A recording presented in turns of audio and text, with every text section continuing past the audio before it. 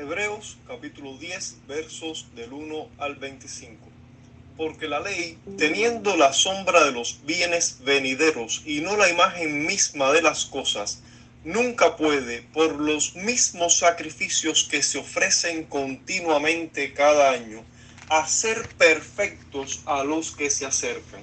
De otra manera, cesarían de ofrecerse, pues los que tributan este culto, limpios una vez, no tendrían ya más conciencia de pecado.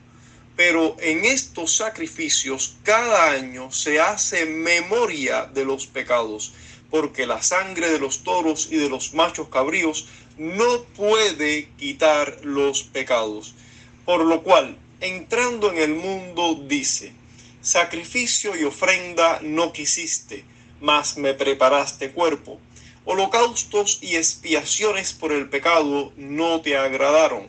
Entonces dije: he aquí que vengo, oh Dios, para hacer tu voluntad, como en el rollo del libro está escrito de mí, diciendo primero: sacrificio y ofrenda y holocaustos y expiaciones por el pecado no quisiste ni te agradaron, las cuales cosas se ofrecen según la ley.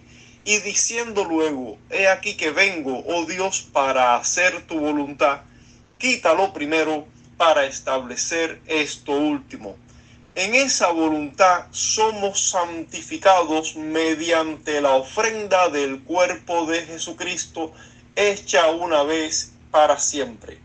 Y ciertamente todo sacerdote está día tras día ministrando y ofreciendo muchas veces los mismos sacrificios que nunca pueden quitar los pecados. Pero Cristo, habiendo ofrecido una vez para siempre un solo sacrificio por los pecados, se ha sentado a la diestra de Dios. De ahí en adelante, esperando hasta que sus enemigos sean puestos por estrado de sus pies. Porque con una sola ofrenda hizo perfectos para siempre a los santificados. Y nos atestigua lo mismo el Espíritu Santo, porque después de haber dicho: este es el pacto que haré con ellos después de aquellos días, dice el Señor, pondré mis leyes en sus corazones y en sus mentes las escribiré. Y añade: y nunca más me acordaré de sus pecados y transgresiones. Pues donde hay remisión de estos, no hay más ofrenda por el pecado. Así que, hermanos, teniendo libertad para entrar en el lugar santísimo por la sangre de Jesucristo, por el camino nuevo y vivo que Él nos abrió a través del velo, esto es, de su carne, y teniendo un gran sacerdote sobre la casa de Dios, acerquémonos con corazón sincero, en plena certidumbre de fe, purificados los corazones de mala conciencia y lavados los cuerpos con agua pura. Mantengamos firme sin fluctuar la profesión de nuestra esperanza, porque fiel es el que prometió. Y considerémonos unos a otros para estimularnos al amor y a las buenas obras, no dejando de congregarnos como algunos tienen por costumbre, sino exhortándonos, y tanto más cuanto veis que aquel día se acerca. En este pasaje vamos a meditar específicamente en tres asuntos o tres cuestiones o aspectos específicos. Vamos a meditar en el hecho de quiénes somos, qué tenemos y qué haremos. En primer lugar, vamos a tener una idea panorámica de este pasaje de la carta a los Hebreos. Recordamos que la carta a los Hebreos fue escrita con el propósito de alentar a cierta comunidad de fe cristiana compuesta o bien en su totalidad o parece ser que mayoritariamente por judíos cristianos que al parecer se encontraban pasando por alguna tribulación, alguna especie de persecución, algún tipo de situación que les afectaba grandemente en cuanto a su fe cristiana. Y tal parece que ellos estaban valorando la opción, la idea de regresar a la religión ancestral del judaísmo y abandonar el cristianismo. Evidentemente, o lo que más que se puede apreciar en la carta en general, es que este era el caso. Estaban tratando de salir del cristianismo, por lo menos estaban valorando, pensando esto, y regresar a su religión del judaísmo para evitar, para evitar lo que sería la persecución, el sufrimiento, las pruebas, las dificultades, en fin, por causa de su fe en Cristo.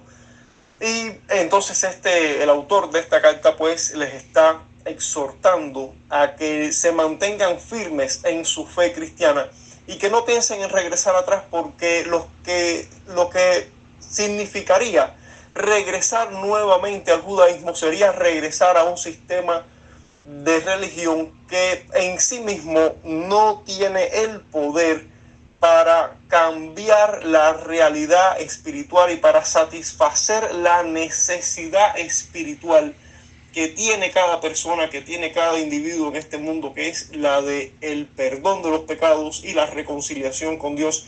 Y eso no se puede lograr por medio de una religión de la ley, una religión que se basa en los sacrificios de animales y del cumplimiento de ciertos ritos, en fin, lo que sería el judaísmo propiamente.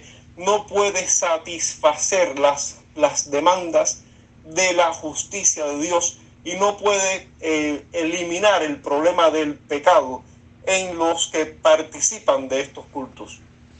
Por lo tanto, ellos debían mantenerse firmes en la fe a pesar, o sea, la fe cristiana, a pesar de las dificultades, a pesar de la tribulación, a pesar de la persecución.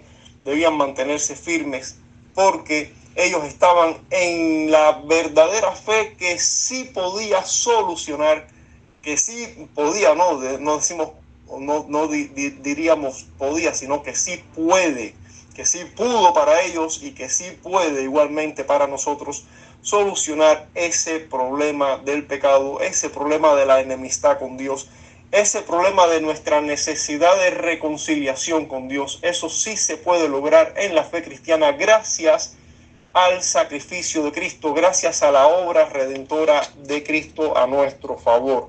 Entonces, estamos viendo aquí en este pasaje tres detalles que queremos más bien enfocarnos en ellos. Dice este pasaje quiénes somos, dice este pasaje qué tenemos y por lo tanto dice también qué debemos hacer. Qué tenemos, quiénes somos, qué tenemos y qué haremos. En primer lugar, dice allí en el versículo 10, en esa voluntad somos santificados mediante la ofrenda del cuerpo de Jesucristo, hecha una vez y para siempre. Lo primero que dice acerca de quiénes somos es que somos justificados, somos santificados en la voluntad de Dios. Dice allí el verso 9, y diciendo luego, he aquí vengo, oh Dios, para hacer tu voluntad, para hacer la voluntad de Dios. Está hablando de Jesucristo, que vino para hacer la voluntad de Dios, y esa voluntad es santificarnos a nosotros, al pueblo, a los que seremos, a los que somos, a los que han sido y seremos y a los que serán pueblo de Dios. Santificarnos en la ofrenda de Jesucristo, ya que la ofrenda de Jesucristo sí puede santificarnos y sí puede hacernos perfectos para siempre. Dice el verso a continuación, verso 11, y ciertamente todo sacerdote está día tras día ministrando y ofreciendo muchas veces los mismos sacrificios que nunca pueden quitar los pecados. Verso 12, pero Cristo, y esto es una expresión maravillosa, porque cada vez que usted se encuentre un pero, esa palabra pero en medio de una frase, te está diciendo algo que se dice antes y algo que se dice después. Y el pero viene siendo como una expresión de modificación, de cambio de rumbo. O sea, antes había un sacerdote ofreciendo los mismos sacrificios continuamente, permanentemente, todo el tiempo, y el resultado de toda esa fatigosa labor era que nunca podía quitar los pecados. Pero Cristo, o sea, ahora tenemos un cambio de rumbo, un rumbo distinto, una situación completamente diferente. Pero Cristo, habiendo ofrecido una sola vez y para siempre, no muchos sacrificios continuamente como lo hacía el sacerdote del antiguo pacto, sino Cristo como sumo sacerdote del nuevo pacto, habiendo presentado un solo sacrificio y un solo sacrificio para siempre, hizo perfectos para siempre a los santificados.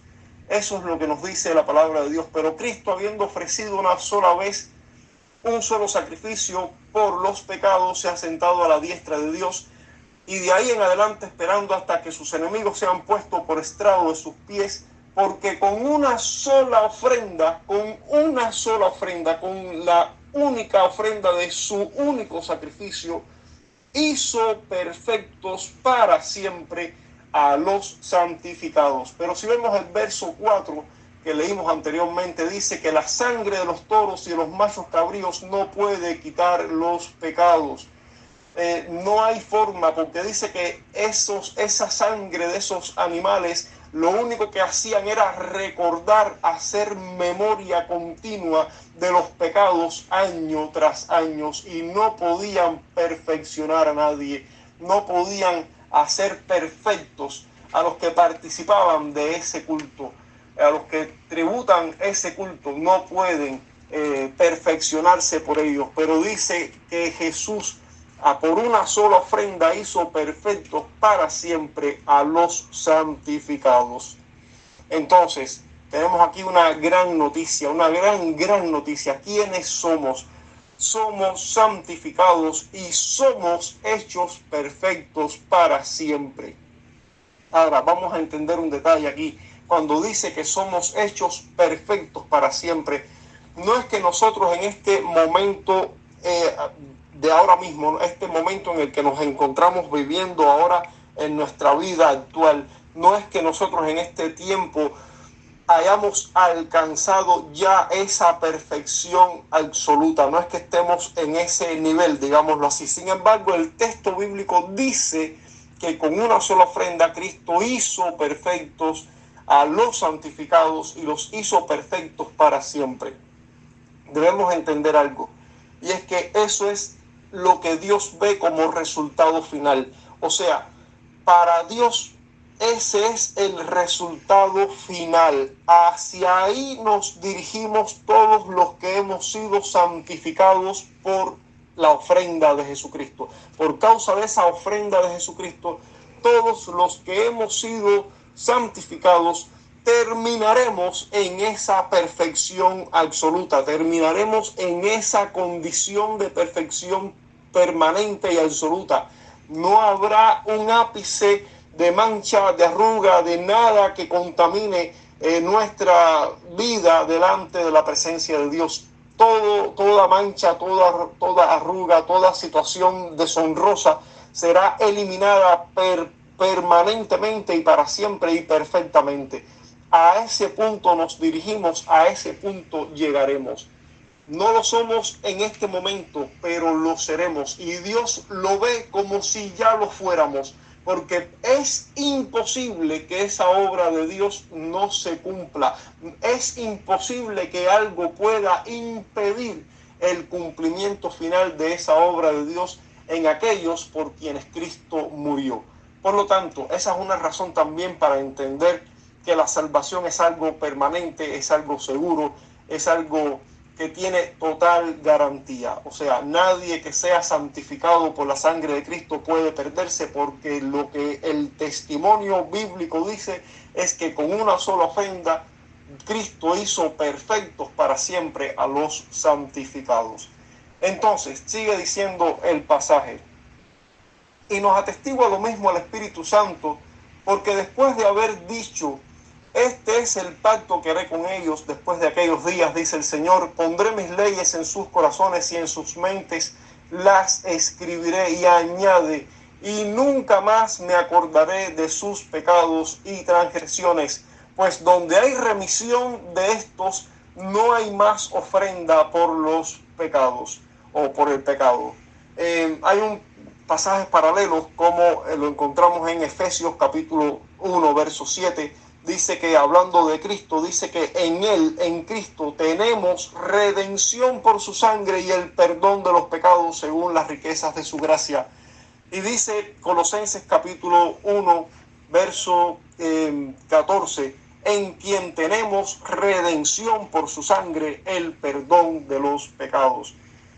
En fin, que es el testimonio seguro del Espíritu Santo cuando dice que nos lo atestigua el Espíritu, que después de haber dicho, este es el pacto que haré con ellos, pondré mis leyes en sus corazones, en sus mentes las escribiré, y habrá remisión de los pecados, y nunca más Dios se acordará de nuestros pecados, y no habrá más ofrenda por el pecado, porque ya una vez limpios para siempre, pues ya no hay más conciencia de esa cuestión delante de Dios. O sea, delante de Dios, Dios ya nos ve perfectos para siempre. Sabemos que nosotros transitamos todavía en este mundo, en este cuerpo de muerte, como lo dijera el apóstol Pablo en el capítulo 7 de Romanos. Aún nosotros luchamos contra el pecado, como lo dice Pablo allí en el capítulo 5 a los Gálatas. O sea, no es que estamos libres absolutamente de pecado en este tiempo, como lo dice el apóstol Juan en su primera carta: el que dice que no tiene pecado se engaña a sí mismo, es mentiroso.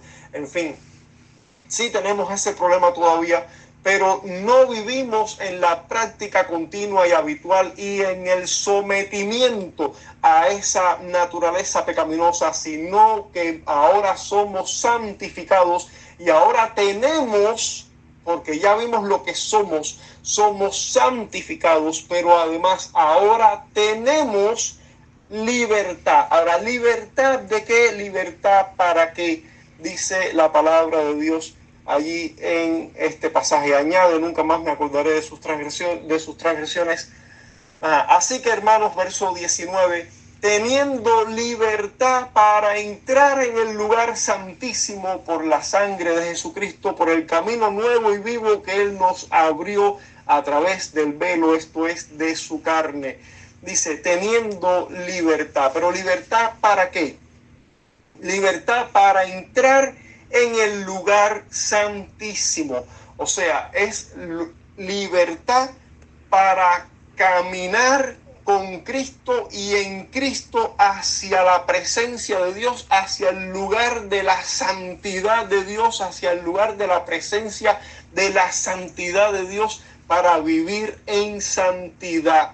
Tenemos libertad para vivir en santidad. Y esto es un detalle muy importante, muy interesante además, porque sigue siendo el testimonio de la Escritura apuntando hacia esa seguridad eterna de la salvación. En más de una ocasión, puedo decirlo así exactamente, en más de una ocasión he tenido que lidiar con hermanos de otras denominaciones que creen en la pérdida de la salvación, en la caída de la gracia, y entonces cada vez que tú intentas explicarle este asunto de la seguridad de la salvación, todos brincan como un carnero, como una cabra. Todos brincan así diciendo, entonces tú tienes libertad para vivir como te plazca, haciendo todo lo que te dé el deseo. Están pensando en situaciones pecaminosas, sin que eso tenga ninguna consecuencia, porque ya tú te crees salvo para siempre y por lo tanto tú crees que ya no necesitas vivir en santidad. Y perdón, ese no es el testimonio de la Escritura. El testimonio de la Escritura lo que dice es que tenemos libertad para vivir en santidad. Lo que dice el testimonio de la Escritura es que ya no estamos sometidos bajo la ley, como lo dice Romanos capítulo 6, verso 14, ya no estamos bajo la ley, sino bajo la gracia. Y eso es lo que significa precisamente que el Espíritu de Dios ha escrito la ley de Dios en nuestro corazón, la ha escrito en nuestra mente, y ahora ya tenemos libertad para caminar hacia la santidad, porque ya no estamos sometidos al yugo de la ley, ahora estamos bajo o sometidos a la ley de la gracia. O sea, en la gracia de Dios es el Espíritu Santo el que se encarga de producir en nosotros ese fruto de justicia que demanda la ley. La ley demanda un fruto de justicia. desde la perspectiva de la ley como agente externo a nosotros, nosotros tenemos que esforzarnos por cumplir la ley para vivir en la justicia, pero es imposible para nosotros poder cumplir esa ley y poder vivir en esa justicia de Dios, porque tenemos una naturaleza pecaminosa que se revela, que como lo dice el apóstol Pablo en el capítulo 8 de Romanos, no se somete a la ley de Dios ni tampoco puede.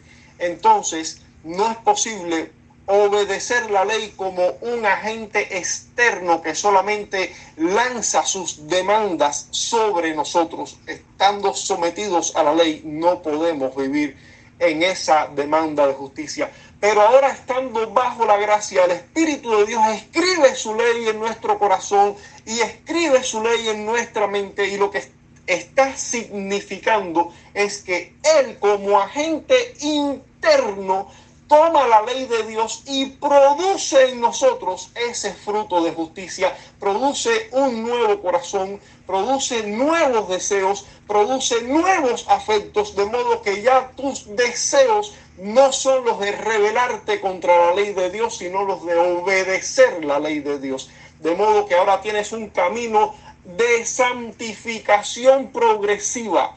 Ahora tienes un camino de santificación progresiva y tienes la libertad para entrar en el lugar santísimo, en la presencia de Dios mismo, aprovechando esta obra que el Espíritu de Dios está haciendo en ti como un agente interno, no como tú tratando de cumplir por tus meros esfuerzos inútiles por demás las demandas externas de la ley.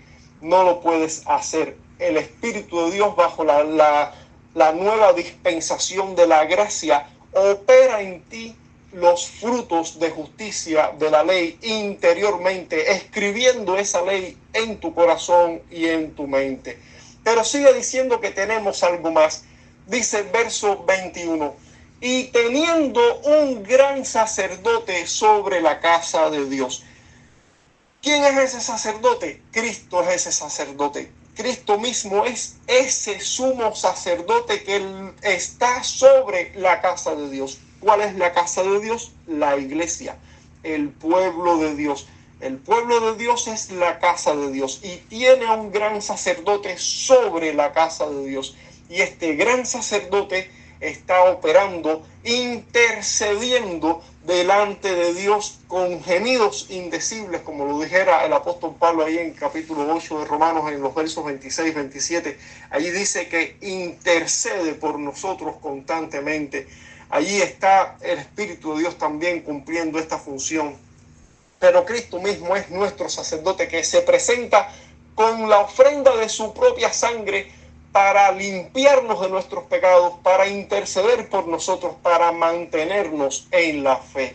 Entonces, somos santificados, somos hechos perfectos para siempre, tenemos libertad para caminar en el camino de la santidad, tenemos un sumo sacerdote que intercede permanentemente por nosotros a nuestro favor, y además que pone la ofrenda de su propia sangre como cumplimiento, como pago por nuestras transgresiones, de modo que ya no tenemos deuda y podemos acercarnos con libertad al lugar santísimo. Todas esas bendiciones las tenemos. Y sigue diciendo, entonces, ¿qué debemos hacer? Dice el verso 22, acerquémonos con corazón sincero, en plena certidumbre de fe, purificados los corazones de mala conciencia y lavados los cuerpos con agua pura. Acerquémonos, hermanos, si ya tienes la seguridad de la salvación eterna, si ya tienes un sumo sacerdote que intercede por ti, si ya tienes libertad para caminar en el camino de la santidad, si ya tienes todas las obras de la gracia operando internamente a tu favor, ¿qué resta por hacer? Acércate a Dios confiadamente, en plena certidumbre de fe. Entiende que tu esperanza es segura. Mantén firme sin fluctuar la profesión de nuestra esperanza, porque fiel es el que prometió. Dios es fiel, Dios cumplirá. Dice que Dios perfeccionará la obra en nosotros hasta el día de Jesucristo, como lo dice allí Pablo a los filipenses. Dice, y consideremos los unos a los otros para estimularnos al amor y a las buenas obras. Estimularnos al amor, considerarnos los unos a los otros. El diablo, una de las cosas que hace es poner cizaña dentro de la iglesia, dentro del cuerpo de creyentes. Personas que están buscando, personas que son hijos del diablo, introducidos dentro del cuerpo de Cristo, que es la iglesia, y sembrando cizaña, sembrando discordia entre hermanos. Eso lo hace el diablo. Pero lo que dice la palabra de Dios es que los hijos de Dios deben considerarse los unos a los otros y estimularse al amor y a las buenas obras. Jesús dijo, en esto conocerán todos que ustedes son mis discípulos, en que tuviereis amor los unos por los otros. Eso lo dice Jesús en el Evangelio de Juan, capítulo 7, si mal no recuerdo, verso 35. Dice el verso 25, no dejando de congregarnos, como algunos tienen por costumbre, sino exhortándoos, y tanto más cuanto veis que aquel día se acerca. Recordamos lo que dijimos en un principio acerca del propósito general de la carta a los hebreos. El autor de la carta le está escribiendo a cristianos, judíos, hebreos, que estaban pensando regresar al judaísmo y abandonar el cristianismo por causa de la persecución, por causa de la tribulación, por causa del sufrimiento que estaban pasando. Estaban pensando abandonar la fe cristiana, regresar a la fe del judaísmo. Y les dice este verso 25, no dejen de congregarse, manténganse firmes en la congregación, manténganse unidos unos a otros, alentándose, dándose ánimo, dándose fuerzas. Algunos ya han tomado esta mala costumbre de dejar de congregarse, no dejen de hacerlo. Exhórtense los unos a los otros y miren que hay un día final que se acerca. Esos que ahora les atribulan, un día recibirán el pago. Eso lo vemos ahí en la segunda carta de Pablo a los tesalonicenses, que es justo delante de Dios que aquellos que hoy les atribulan, ellos un día serán atribulados. Se acerca el día en que Dios juzgará a las naciones por medio de Cristo. Se acerca el día en que Cristo pondrá a la humanidad delante de él, unos a su derecha, otros a su izquierda, y a los de la derecha les dirá, benditos de mi Padre, hereden el reino eterno preparado para ustedes desde antes de la fundación del mundo. Pero también les dirá a los de la izquierda, malditos, apártense de mí al fuego eterno preparado para el diablo y sus ángeles. Entonces, hermanos, somos santificados, somos hechos perfectos para siempre, porque así nos ve Dios para la eternidad. Tenemos libertad para caminar en la santidad de Dios. Tenemos un sumo sacerdote que no deja de interceder por nosotros y que garantiza nuestra integridad espiritual. Tenemos además las mejores opciones que el Espíritu de Dios puede lograr, no que puede ofrecer, sino que puede lograr en nosotros al producir en nosotros los frutos de justicia de la ley internamente. Por lo tanto, hermanos, considérense unos a los otros, acérquense a Dios, no dejen de congregarse, estimúlense al amor y a las buenas obras y mantengan sin fluctuar la profesión de su fe, porque firme y fiel es la esperanza de aquel que ha prometido. Dios ha prometido, Dios es fiel, Dios no fallará, y fiel es la promesa, fiel es el cumplimiento y segura es nuestra esperanza. Gracia y paz, Dios les bendiga.